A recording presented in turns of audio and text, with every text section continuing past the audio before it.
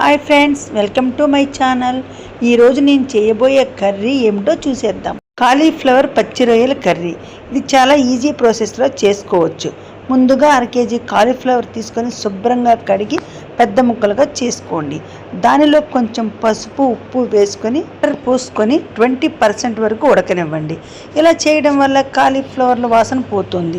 వాటర్లో నుండి కాలీఫ్లవర్ ముక్కలను పక్కన పెట్టుకోండి. పచ్చి రొయ్యలను ఎలా శుభ్రం చేసుకోవాలి, ఎలా ఆగిలి వేయాలనేది మా ఛానల్లోకి వెళ్ళి మా వీడియోలను చూడండి. 1/2 kg కాలీఫ్లవర్కి 1/2 kg రొయ్యలు అయితే బాగుంటాయి. ఆల్రెడీ మనం రొయ్యలను ఆగిలి వేసుకుని పక్కన పెట్టుకున్నాము. ఎలా ఆగిలి వేయాలో మనం ముందు వీడియోలో చూసేసాం. ఇక 2 ఉల్లిపాయలు, 4 పచ్చిమిర్చి సన్నగా తరిగి దోరగా వేయించుకోండి. దానిలో రొయ్యలు వేయండి.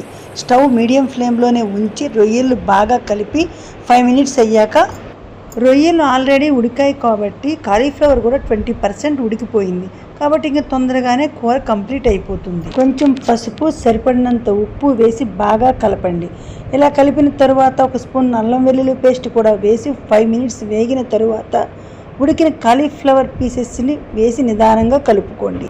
కొంచెం వేగిన తర్వాత దానిలోకి 2 స్పూన్లు కారం, 1 స్పూన్ గరం మసాలా పౌడర్ వేసి కూరను మొత్తం నిదానంగా తిప్పుకోండి. ఇలా తిప్పిన కూరను ఒక 10 minutes పాటు పొయ్యి మీదే ఉంచి 1 గ్లాసు వాటర్ వేసి మీడియం ఫ్లేమ్లో ఉడకనివ్వండి. కూర దగ్గరకైన తరువాత కొత్తిమీర జల్లి సర్వ్ చేసేయండి.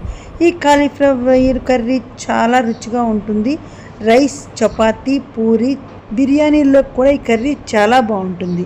ఇది ఈజీగా కూడా చేసుకోవచ్చు, బ్యాచిలర్స్ కూడా చేయొచ్చు. రొయ్యలను మనం ఆగిలి వేసి ఉంచుకుంటే ఏ కూరలో అయినా కలుపుగా వేసుకోవచ్చు, టేస్టీగా వండుకోవచ్చు.